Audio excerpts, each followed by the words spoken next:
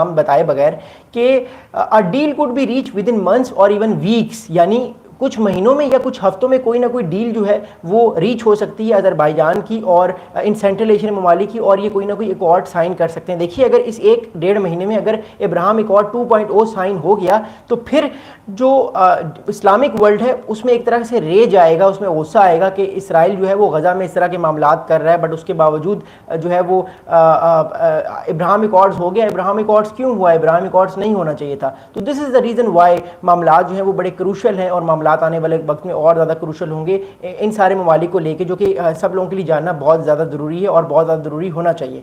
अगला बड़ा important statement जो है इस चीज़ को लेके वो ये इंपॉर्टेंट स्टेटमेंट है कि ट्रंप जो है उनके special envoy Steve Witkoff Steve Witkoff जो है उन्होंने पिछले दिनों पहले कुछ दिनों पहले ये इन्होंने ट्रैवल की है अज़रबैजान का। जब उन्होंने ट्रैवल किया तो उन्होंने मुलाकात की अज़रबैजान के प्रेसिडेंट, जिनका नाम है इल्हाम अलीवी नाम है, इनका नाम है अज़रबैजान के प्रेसिडेंट का, और इनसे मुलाकात की गई है। और कहा जा रहा है कि जो अज़रबैजान है वो कुछ दिनों बाद या कुछ हफ्तों में जो है अज़रबैजान और बहुत सारे और सेंट्रल एशियन ममालिक जो हैं वो इब्राहिम अकॉर्ड्स 2.0 में आ जाएंगी, जिससे जो ये ममालिक हैं वो आने वाले वक्त में और ज़्यादा इनकी जो मिलिट्री कॉपरेशन होगा इसराइल के साथ और इनका ट्रेड कॉपरेशन होगा। तो बेसिकली एक तरह से मैसेजिंग दी जा रही है सऊदी अरेबिया को कि सऊदी अरेबिया, कतर, कुवैत, ये ममालिक भी आहिस्ता आहिस्ता जो है इसराइल को कबूल कर लें, क्योंकि सेंट्रल एशियन ममालिक ऑलरेडी इसराइल को कबूल करना चाहते हैं। अगला बड़ा इंपॉर्टेंट स्टेटमेंट ये है कि wedge between Russia to the north and Iran to the south, Azerbaijan occupy the central link in trade flows. अब देखिए अज़रबैजान जो है एक तरह से बड़ा स्ट्रेटेजिकली इंपॉर्टेंट इलाका है। ये रशिया के साथ भी इसके ताल्लुकात बहुत अच्छे हैं और इसके ताल्लुकात अमेरिका के साथ भी बहुत अच्छे हैं। अज़रबैजान की मैं बात कर रहा हूँ। अब अमेरिका चाहता है किसी ना किसी तरह इस इलाके में अपना जो है इन्फ्लुएंस कायम कर ले, क्योंकि देखिए अगर अमेरिका ने अपना इन्फ्लुएंस इस इलाके में कायम कर लिया तो ऑटोमेटिकली हमें एक चीज़ समझ आ जाएगी कि अमेरिका जो है वो अपने इन्फ्लुएंस को और ज़्यादा तगड़ा करना चाह रहा है, और ज़्यादा ताकतवर करना चाह रहा है, और जो रशिया है उसको उसके डिप्लोमेटिक पुश को पीछे करना चाह रहा है। लेकिन रशिया भी जो है वो इस चीज़ को समझता है, इसलिए रशिया ने कुछ दिनों पहले जो है तालिबान की गवर्नमेंट को भी रिकग्नाइज़ किया है, क्योंकि रशिया भी चाहता है कि वो नए से नए एलाइज जो है सेंट्रल एशियन ममालिक के लिए या अफगानिस्तान या पाकिस्तान के साथ रिलेशनशिप बेहतर करे, क्योंकि वो भी अपने आप को डिप्लोमेटिकली आइसोलेट नहीं कर सकता। ये बहुत बड़ा रीज़न है। अब सऊदी अरेबिया क्या कह रहा है? देखिए सऊदी अरेबिया का स्टांस क्लियर है।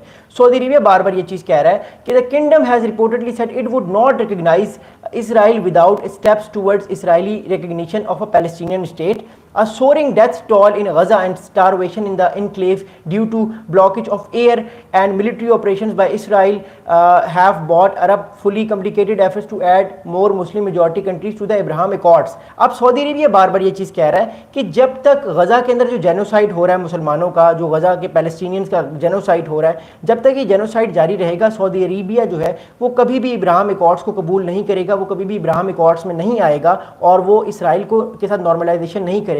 हालांकि अगर ये हमास अटैक ना करता और 7 अक्टूबर वाला वाकया ना होता तो चांसेस थे कि इस सऊदी अरेबिया 2025 तक, इस साल तक जो है वो कबूल कर लेता इसराइल को, क्योंकि मामलात बहुत अच्छे तरीके से चल रहे थे सऊदी अरेबिया के और इसराइल के। लेकिन जब से ये गज़ा में जेनोसाइड शुरू हुआ है, बहुत सारा जो है उनका खाना रोका गया है पैलेस्टीनियंस का, उस वजह से जो है वो मामलात बोन ऑफ कंटेंशन की तरफ हमें जाते हुए नजर आए हैं। और बिकॉज ऑफ दैट मामलात इतने सख्त हो गए हैं कि सऊदी अरेबिया कह रहा है कि आप अमेरिका को कि आप जो मर्जी कर लें, हम जो है वो कबूल नहीं करेंगे इसराइली रियासत को। अब मैं आपको एक बड़ी इंपॉर्टेंट चीज़ बताता हूँ कि जो सेंट्रल एशियन ममालिक हैं जिन पर इस टाइम अमेरिका प्रेशर डाल रहा है कि आप भी इब्राहिम अकॉर्ड्स 2.0 में आ जाएं, इनमें से कौन कौन से ममालिक हैं जिन्होंने ऑलरेडी इसराइल किया हुआ है?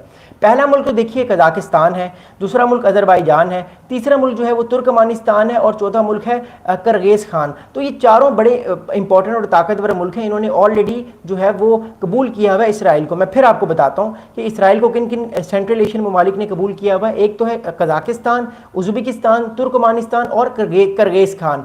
जो एक मुल्क है जिसने अभी तक जो है वो अज़रबैजान को इसराइल को कबूल नहीं किया या इसराइल को रिकग्नाइज नहीं किया, उसका नाम है ताजिकिस्तान। इसकी वजह यह है कि इसके रिलेशनशिप्स जो है वो ईरान के साथ बहुत अच्छे हैं और ये ईरान को खफा नहीं करना चाहता। ताजिकिस्तान कहता है कि मेरे ताल्लुकात ईरान के साथ अच्छे हैं और मैं ईरान को नाराज़ नहीं कर सकता अपने एलाई को, इसलिए ताजिकिस्तान चुप है और इसने अपने अभी तक जो है वो रिलेशनशिप जो है वो बेहतर नहीं किए। अब मैं आपको एक बहुत इंपॉर्टेंट चीज़ बताऊंगा कि क्या वजह है कि अमेरिका अज़रबैजान पे फोकस कर रहा है। अभी पिछले दिनों पे आपने देखा होगा कि सीरिया और इसराइल के ऑफिशियल्स की मुलाकात हुई, वो मुलाकात भी सीरिया और इसराइल के ऑफिशियल्स की मुलाकात अज़रबैजान के शहर बाकू में हुई और अज़रबैजान ने वो मुलाकात फैसिलिटेट कराई। तो क्या वजह है अमेरिका जो है वो इतना इंटरेस्ट ले रहा है अज़रबैजान में कि वो जो है वो अमेरिका की तरफ टिल्ट कर जाए और इसराइल को जो है वो इसराइल के साथ इब्राहिम अकॉर्ड्स 2.0 में आ जाए? वजह ये है, देखिए, एक तो अज़रबैजान स्ट्रेटेजिकली बड़ी इंपॉर्टेंट जगह पे है, फिर ये पूरे सेंट्रल एशिया में जो कॉरिडोर आता है,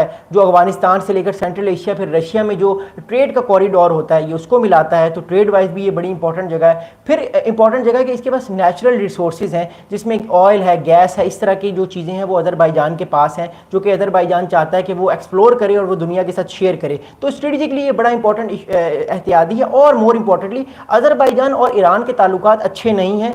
अज़रबैजान और ईरान के ताल्लुकात में बहुत ज़्यादा टेंशन्स पाई जाती हैं। This is also the basic reason why America और इसराइल जो है उनके ताल्लुकात अज़रबैजान से बहुत अच्छे हैं। और बल्कि अभी आर्मेनिया और अज़रबैजान के दरमियान जो 2021 और 22 में लड़ाई लड़ी गई, उस जंग में भी जो हथियार दे रहा था अज़रबैजान को वो था इसराइल। इसराइल ने जो है वो ड्रोन्स दिए बहुत ज़्यादा अज़रबैजान को, जो ड्रोन्स इसराइल ने यूज़ किए और इसराइल ने वो जंग जो है वो जीत ली आर्मेनिया के अगेंस्ट और बहुत सारा इलाका निगोर्नो काराबाग का ले लिया, जो कि आज अब अज़रबैजान का वो हिस्सा है। That's also very important reason. देखिए, अगली इंपॉर्टेंट चीज़ ये है कि डोनाल्ड ट्रंप साहब क्यों चाह रहे हैं बार बार कि सेंट्रल एशियन स्टेट्स भी जो हैं, जिसमें अज़रबैजान जैसे ममालिक जो हैं, ये इब्राहिम अकॉर्ड्स में आ जाए, क्योंकि मैं आपको वीडियो के शुरू में भी बता चुका हूँ कि बेसिक